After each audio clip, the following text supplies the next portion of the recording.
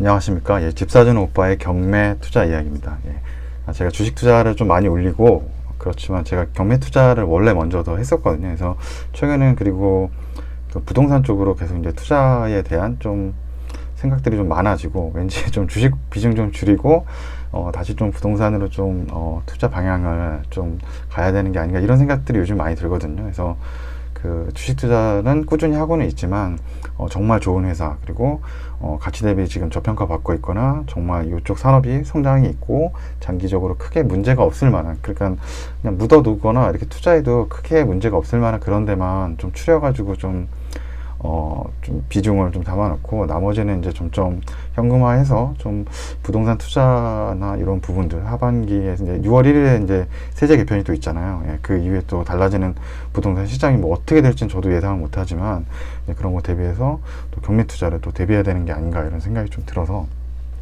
오랜만에 좀 부동산 영상을 한번 또 만들어 봤는데, 제가 이렇게 예전에 이렇게 올린 게 있어요. 뭐 이렇게 그 손담비 씨의 뭐 이렇게 경매 넘어간 거 있죠. 예, 요거 다른 것도 있고, 뭐, 이 사건 번호 해서 뭐 이렇게 나왔던 것들도 있고, 뭐, 김포의 아파트. 이때가 이제 규제가 이제 그 김포가 안 들어갔을 때거든요. 딱 이제 그 김현미 그 장관께서 이제 전 장관께서 계속적으로 이제 규제를 했는데, 규제가 이제 한 번에 나간 게 아니고 계속 늘려갔잖아요. 그러다 보니까 이제 수도권에서 조금 빠져있는 지역이 그때 김포 지역이었던 것 같거든요. 그래서 그때 이제 좀 이렇게 시세 차익이 났던 아파트들, 뭐 제가 낙찰받은 건 아니고 이거 내가 받아갔더라고, 이렇게 이렇게 했던 부분들. 그리고 뭐 송도에 또 이렇게 감정가보다 싸게, 비싸게, 오히려 비싸게 낙찰받았는데, 뭐 이런 사연 같은 거 남겨놨는데, 오늘 그래서 종합적인 그 부동산 시장에 대해서 한번 그냥 제 나름대로 생각을 한번 보는 건데, 우선 이게 부동산 시장이 지금 이제 6월 1일이죠. 6월 1일부터 뭐 지금 뭐 기사는 너무 공포스럽게 양도세가 막 뭐 1억 원 더 내야 된다, 막 엄청 많이 내야 된다, 막 이런 것들이 많이 나오고, 제 친구도 이제 다주택자가 돼서 자기 종합부동산세 이제 내야 되는 것 때문에 겁난다, 막 이런데 생각보다 그렇게 크게 타격이 없을 수도 있거든요. 그래서 뭐 그렇게까지 우려할 부분인가 저는 생각을 하는데 정말 이렇게 그 시내에 고가 아파트를 여러 개 가지고 있는 사람 빼고는 그렇게 뭐 한 15억 이상 되는 아파트들 뭐 가지고 있지 않는 이상 크게 문제 없을 것 같다 저는 생각을 갖는데, 아무튼 많이 주변에서들 좀 우려를 많이 하고 있죠. 그래서 우선은 요 사이트가 있거든요. 부동산 통계 정보 시스템, 여기 사이트 한번 가서, 보통 이제 제가 이 사이트를 처음에 이제 이게 지금 한국 부동산으로 바뀌었는데 예전에 이름이 좀 바뀌었던 것 같은데, 여기 사이트를 제가 원래 봤던 이유는 이제 주식 투자할 때 여기 보면 보통 이제 아파트 거래 가격 뭐 이런 거 나오거든요. 주간 아파트 동향 같은 것들이 있고, 부동산 거래 현황 뭐 이런 것들 나오죠. 그래서 아파트 거래량 이런 거 보고서 이제 제가 이 그 아파트 거래량이 결국 늘어났다라는 것은 이제 그 안에 인테리어 이런 게 좀 많이 늘어날 수 있거든요. 그래가지고 뭐 현대리바트나 뭐 한샘 이런 데 이제 투자하려고 좀 이런 지표를 그때 좀 봤던 좀 기억이 있는데, 요거 한번 일단 여기 사이트 일단 들어가시면은 전국 가격 동향을 좀 볼 수 있거든요. 월간 동향에서 종합 부동산 매매 지수 볼 수 있고요. 이게 2017년 기준으로 되어 있더라고요. 제가 컴퓨터가 좀 시간이 걸리는데, 보시면 2011년 11월을 기준 그 평균 가격을 한 100으로 놨을 때, 지금 현재 2011년 4월은 한 109 정도 된다. 전체 모든 주택들의 그 가격 지수고요. 그렇다면 이제 또 아파트는 따로 봐야 되겠죠. 왜냐면 우리가 아파트를 선호하고 아파트에 보통 이 가격에 민감을 하죠, 사람들이. 그래서 아파트 가격은 아까 이거 한 109 정도였는데, 아파트의 매매 가격 지수는 조금 더 높죠. 전국 평균 이 주택 가격보다 아파트 매매 가격 지수가 더 높다라는 거죠. 약간 이건 뭐 매번 아마 이럴 거고요. 그리고 매매 가격, 아파트 매매 가격, 평균 매매 가격을 한번 보면은 얼마나 지금 올라왔는지 볼 수 있겠죠. 평균 매매 가격은 지금 전국은 한 4억 정도 된다고 나오는데, 중요한 게 이제 서울 쪽 아파트 한번 볼까요? 서울 평균 아파트가 9억입니다. 지금 9억 천이 넘어갔고요. 지금 이제 10억 넘어가는 곳, 도심 쪽, 다 뭐 지금 10억이 안 넘는 곳이 거의 없을 것 같은데, 지금 동부권이라도 여기는 조금 이제 그나마 중량구 뭐 이런 곳은 4억이고요. 웬만한 곳은 다 10억이 넘어가겠죠. 10억 넘어가는 곳도 여기 18억 하는 곳도 있네요. 서초구 18억, 강남구 17억 뭐 이렇습니다. 네. 지금 여기 경기도에도 안양시 여기 어디죠? 과천시는 지금 13억 넘어가고 있고요. 분당도 한 10억 정도 이렇게 지금 시세가 이루어져 있습니다. 10억이 넘는 곳들이 이제 웬만한 좀 이제 서울이나 이 경기도에서도 좀 이제 그 인프라가 잘 돼 있는 곳들은 다 10억, 평균 10억이 넘는 거거든요. 그러니까 평균 가격이 10억이 넘는다는 건 이제 대형 평수는 10억을 훨씬 초과할 텐데 그렇게 이게 10억까지 된다는 거 보면 이제 웬만한 가격들이 진짜 많이 올랐다는 이제 뜻이고요. 그래서 전세 가격도 이제 많이 올랐겠죠. 뭐 온 김에 한번 보도록 하죠. 평균 전세 가격. 어떻게 보면 이제 전세 사시는 분들도 많잖아요. 내 집이 없으신 분들은 다 전세를 이제 살려고 하시니까 서울 전세가 한 4억 9천, 한 5억 가까이 하는 거죠. 전세 가격도 뭐 이 정도까지 이제 올랐으니까 뭐 여기 이제 뭐 서초구 이런 데는 뭐 9억이고요. 강남은 뭐 8억 이상 이렇게 하고 있습니다. 그래서 전세 가격도 이렇게 많이 올라 있고, 그래서 뭐 이런 데이터들 이제 아마 같이 좀 보고, 여기 그 다음에 이제 부동산 관련 지수 같은 것도 있거든요. 이런 것도 좀 거시경제 지표랑 같이 좀 보면 괜찮죠. 주택 공급 같은 것도 좀 볼 수 있고, 인허가 실적이며 주택 재고며, 부동산 거래, 부동산 거래 현황에서 아파트 거래 한번 보죠. 건축물 아파트 거래 현황. 아파트 거래가 많이 늘었네요. 올해 들어서 이제 늘고 있죠. 올해 들어서 굉장히 많이 늘어나고 있죠. 왜냐면 제가 볼 때 세제 개편 앞두고 아마 20년 연말까지 해서 많이들 판 것 같아요. 그 세제 개편 그 발표 나오고 나서 6월부터는 좀 그거 한다 해서 그때부터 이제 정리 많이 다주택자들은 좀 아마 들어갔을 거라는 생각이 들고, 그리고 뭐 여기 뭐 가계 대출도 나오고요. 가계 대출 전체, 우리나라 전체 이제 가계 대출이 한 10, 잠깐만요. 이게 10억 단위니까, 잠시만요. 10억이고, 2000조인가요? 1100조? 그 정도 아마 되는 것 같은데, 전국 10억, 100억, 1000억, 조죠? 1190조죠? 1190조 정도.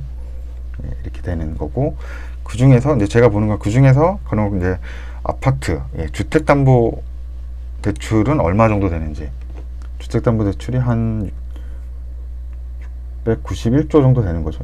691조, 10억, 100억, 1000억, 조니까 691조 정도 되는 거네요. 그래서 거의 한 절반 이상이 지금 이제 이 가계 대출 중에 절반 이상이 지금 이제 주택이라는 거죠. 그래서 이 주택을 함부로 건들기가 힘들어요. 이거를, 이 대출이 모든 이 일반 서민들의 절반 이상의 그 대출에 대한 것들이 다 주택으로 돼 있고, 대부분 사람들이 이제 자산이라고 할 수 있는데, 뭐 은행 대출이나 이런 것들이 받는 것들이 뭐 60%, 그러니까 50%가 넘는 것이 다 이제 집 대출이라는 거죠. 그렇기 때문에 이 집 가격이 무너지거나 이러면은 전체적으로 이게 전 국민들이 대부분 이게 타격들을 많이 받을 수밖에 없거든요. 이게 엮여있는 데가 너무 많고, 그래서 함부로 집 가격 떨어지는 게, 이게 뭐 집 가격은 떨어져야 된다고 얘기는 하는 게 맞는데, 이게 서서히 좀 떨어지거나 완만하게 좀 떨어져야지, 이게 갑자기 또 이제 급락을 하게 되고 이러면은 굉장히 좀 어려워지는 집들이 많이 또 생기는 거죠.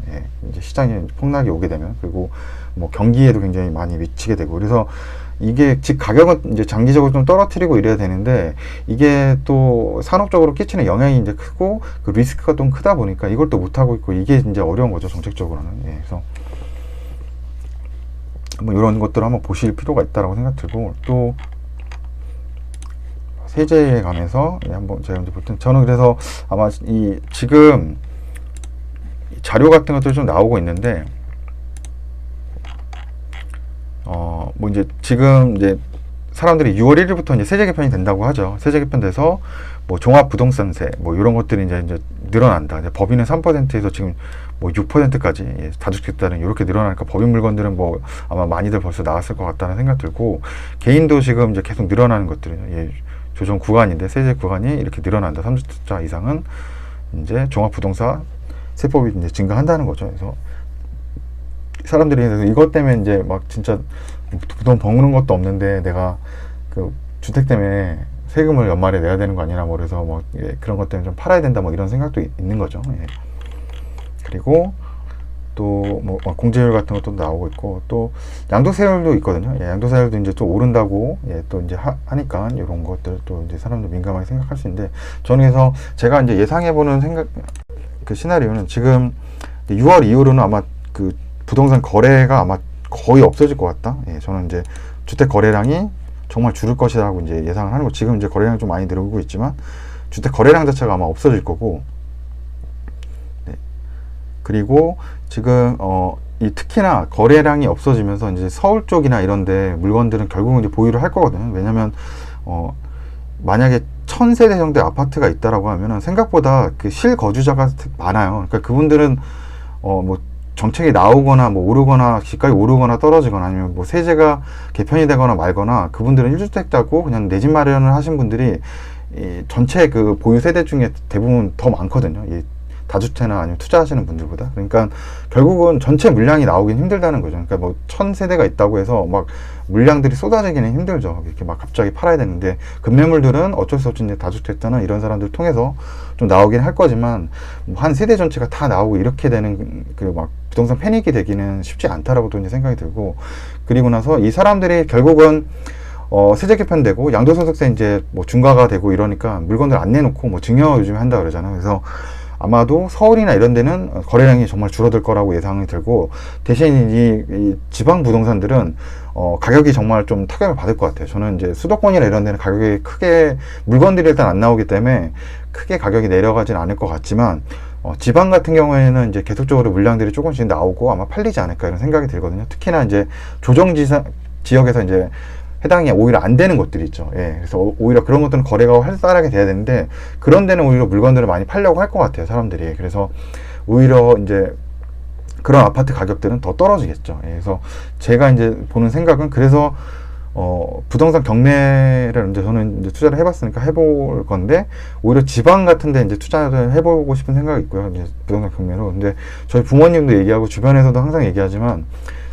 제가 요 사이트 한번 같이 보여주세요. 이게 호갱노노라는 이제 사이트인데 저도 이제 늦게 결혼한 친구 이렇게 결혼식 갔다가 이제 동창들 중에 호갱노노라고 이런 사이트를 아시는 분이 있더라고요. 여기 뭐 창 조망까지도 나오고 엄청 잘 돼 있다는데 저도 가봤는데 잘 돼 있더라고요. 사이트가 좀 잘 돼 있어요. 그래서 여기 가서 뭐 규제나 이런 거 누르면 전국적으로 이런 게 다 나오거든요. 그래서 보면 오히려 이 지금 규제를 안 받고 있는 지역의 아파트들 가격이 좀 더 떨어질 거라고 생각을 하고 그리고 그곳은 이제 그 전세죠. 예, 가격은 떨어지지만 또 이제 사람들은 또 집을 안 살라 그래요. 그쪽 지역의 사람들은 어차피 거주를 해야 되는 사람들은 분명히 있거든요. 그러니까 뭐 한마디로 뭐 춘천이라 그러면 춘천에 이제 내가 어떤 뭐 일이던 어떤 뭐 생업 때문에 이제 살아야 되는데 집 가격이 떨어지니까 내가 이제 집은 안 살라고 하죠. 하지만 내가 이제 살라다 보니까 전세는 같은 걸로 이제 사는 거죠. 그래서 이런 지역은 뭐 과거도 그랬지만 이제 집 가격이 하락됐을 때 이 전세가와 이제 집 가격이 그 갭이 굉장히 줄어드는 그래서 갭 투자가 좀 어떻게 보면 갭 투자를 하는 사람들한테 유리한 조건이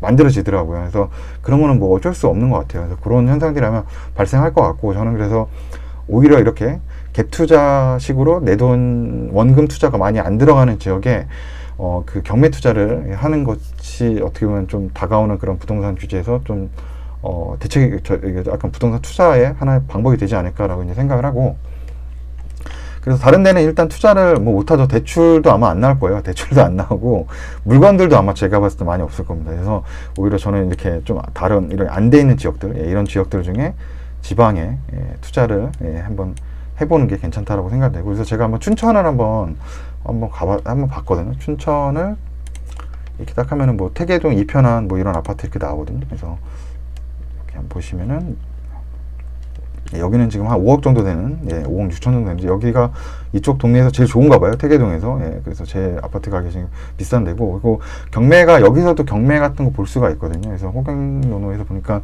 이 사이트에서 이렇게 하면은 호갱노노에서 잠시만요. 홈페이지 들어가서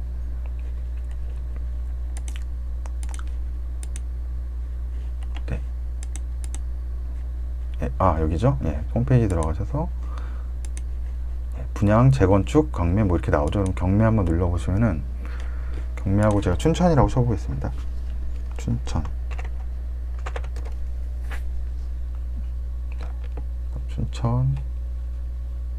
네, 뭐 이렇게 나오죠. 네, 그럼 춘천에 아마 경매 물건들이 아마 뜰 거예요. 이렇게 해서. 네, 시간이 좀 걸리는데. 네, 춘천에 예, 퇴계동 여기 하나 뜨죠. 예, 이렇게 나오는 아파트가 하나 있는 거죠. 그래서 경매 물건들이 이렇게 지도상 보여주더라고요. 경매 물건들 나와 있는 것도. 그래서 여기 보고 제가 이제 경매 사이트에서 제가 이제 뭐 이게 그냥 회원가입 그냥 무료로 되는 데 있어서 주인 경매 갔는데 여기서 아까 얘기한 그 강원도 예, 춘천시 아까 퇴계동이었죠. 예, 퇴계동 예, 퇴계동 이렇게 치면 아마 관련 물건이 아마 뜰 거예요. 이렇게 뜨면은 퇴계동 주공아파트 아마 여기 맞는가요? 예, 아까 보면은 예, 이거 맞죠? 1억 7천짜리고 여기에 나온 물건은 예, 지금 49.71제곱미터죠. 예, 49.71제곱미터. 그래서 요거 49.71제곱미터니까 아마 요 제일 작은 것 같아요. 예, 제일 작은 사이즈 요거 같고 여기 한 가격은 한 1억 3천 정도 이 정도 뭐 지금 거래 가격들 되고 전월세 가격 예, 전월세가 지금 뭐 거의 뭐 월세랑 이게 똑같네요. 예, 지금 거래가 잘 이제 많이 안 되기 때문에 예, 전세랑 월세랑 벌써 여기는 뭐 가격 차이가 거의 없는 거죠. 그래서 이런데 이제 아파트가 지금 뭐 이렇게 나왔다, 유찰이 됐다. 그래서 9,100 얼마부터 시작이 되는 거죠. 그래서 뭐 이런데 그냥 투자 들어가서 뭐 계산을 아마 해야 되겠죠. 근데 아 여기는 근데 그 이 임차인이 대항력이 있어서 예, 보증금 1억 4천에서 아마 임차권 등기까지 다 했죠. 그래서 이건 아마 유찰될 가능성이 크죠. 예, 선순위 임차인이라고 봐야 되겠죠.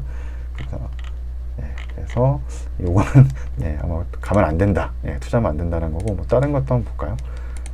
퇴계 쪽도 있고 네. 여기도 하나 또 있죠. 예, 럭키 아파트. 네, 그래서 그냥 그냥 간단한 거는 그냥 여기 아파트 이렇게 경매 나왔다. 그럼 뭐 가격 1억 6천이고 뭐 전월세 해서 한 1억 5천인데 뭐 시세는 직접 가서 한번 보기는 해야 돼요. 아파트 한번 가서 봐서 그냥 뭐 전세가 정도로 이제 낙찰을 받는 거죠. 전세가 정도로 만약 내가 뭐 낙찰을 받았다 그러면은 어떻게 보면 내 돈이 안 들어가는 거거든, 지방 아파트 같은 경우. 그리고 저는 가격대가 지금 더 내려올 거라고 좀 생각을 해요. 그리고 여기는 이제 워낙 이제 좀 가격대가 이런데 약간 어느 정도 한 뭐 2, 3억대 되는 지방 아파트주, 예, 그 정도의 좀 대단지고 좀 괜찮은 데들은 또 그쪽 수요가 다 있거든요. 그러니까 여기 아파트를 예를 들면은 내가 이 아파트를 이거는 지금 선순위 입찰이어서 뭐 그렇긴 한데 이 아파트가 예, 단지수 만약에 뭐 한 500세대라 그래봐요. 500세대 중에서 지금 뭐 여기 나오는 아파트의 가격이죠. 예, 아파트의 가격이 예, 여기서 예, 한 뭐 1억 5천, 뭐 1억 4천 이렇게 나오고 있는데 여기 1억 뭐 매매가로 한 뭐 1억 4천 뭐 이 정도까지 거래됐잖아요. 1억 5천 거래된 것도 있고 그러니까 여기서 이제 1억 3천 이하의 거 물건이 거의 없다라는 거죠. 근데 제가 만약에 낙찰을 받아가지고 이거보다 더 싼 가격, 만약에 뭐 1억 천이던 1억 뭐 1억 정도에 받거나 얼마에 뭐 낙찰이 될지 안 될지 모르지만 그거보다 싼 가격에 하면은 저는 이 아파트 그 전 세대 중에서 가장 싸게 물건을 내놓을 수가 있겠죠. 그러면은 제가 내놓은 물건이 팔리기 전까지는 다른 물건은 안 팔리겠죠. 왜냐면은 부동산에서도 이제 잘 팔리는 거 가격이 싼 물건들이 잘 팔리니까. 근데 그렇게 싸게 내놓을 수 있는 조건은 이제 경매로 좀 조건으로 싸게 낙찰을 받았고, 그다음 낙찰받은 이후에 어느 정도 전세가랑 가격 차이가 많이 안 난다라고 하면은 내 돈이 그렇게 크게 투입이 안 되는 거거든요. 여기는 뭐 1억 4천에서 거의 뭐 약간 그게 약간 무피라 그러죠. 그러니까 내가 낙찰 받아온 금액에 바로 전세를 넣으면 되니까, 물론 이제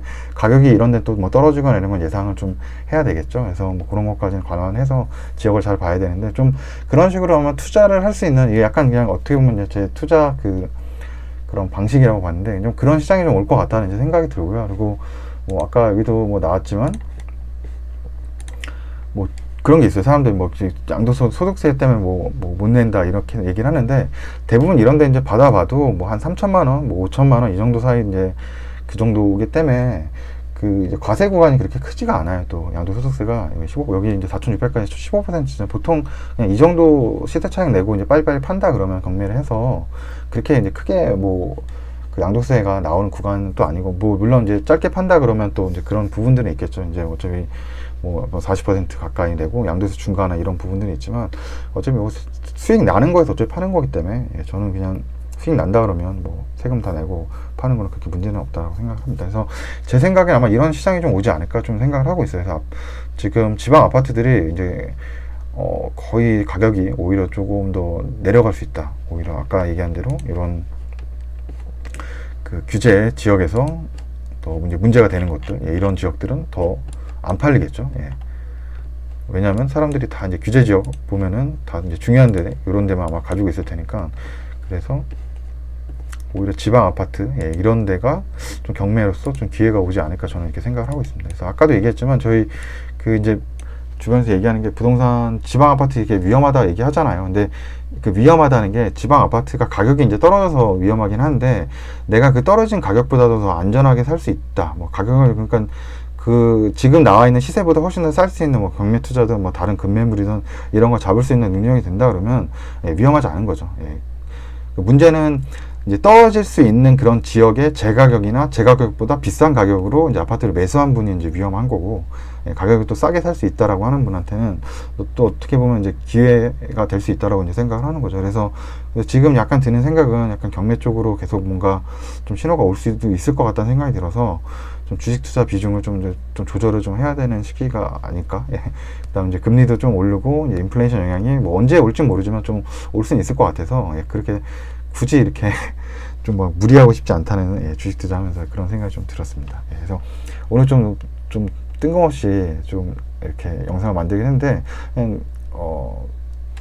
갑자기 좀 주말부터 계속 이런 생각이 좀 많이 들었었거든요. 그래서 영상을 한번 이렇게 만들어 보게 됐습니다. 예, 그러면 제가 이제 해본 거는 주식 투자도 정말 좋고 경매 투자도 정말 좋거든요. 그래서 개인 투자자분들도 이거를 충분히 배우고, 어떤 모임이나 스터디 있으면 그런 데도 가보시고, 내 걸로 빨리 이렇게 습득하고 만드셔가지고, 이게 투자의 시장이 항상 오거든요. 예, 주식 투자도 작년 같은 경우 어떻게 보면 시장이 온 거잖아요. 몇 년 만에. 이렇게 또 이제 부동산도 그렇게 시장이 또 올 수 있거든요. 그리고 뭐 이렇게 보시면은 뭐 또 이렇게 뭐 종부세 완화나 이렇게 또 세제 완화해 준다는 이런 것도 알고, 그러니까 지금은 또 규제를 많이 늘리고 있지만 또 이렇게 시간이 지나면 규제를 또 풀어줄 수 있는 시장도 또 올 수도 있는 거거든요. 또 뭐 대선도 있고, 또 정권이 바뀌거나 아니면 뭐 어떤 시장 기조나 뭐 여러 가지 그런 것들이 바뀐다 그러면 정책은 또 바뀔 수도 있기 때문에, 그래서 중요한 거는 내가 시장에서 뭐 부동산이든 주식이든 저평가되고 싼 물건을 내가 가져올 수 있는 능력을 기르는 게, 예, 투자의 핵심이라고 저는 생각을 합니다. 네, 그러면 오늘, 예, 시청해 주셔서, 예, 감사합니다. 예.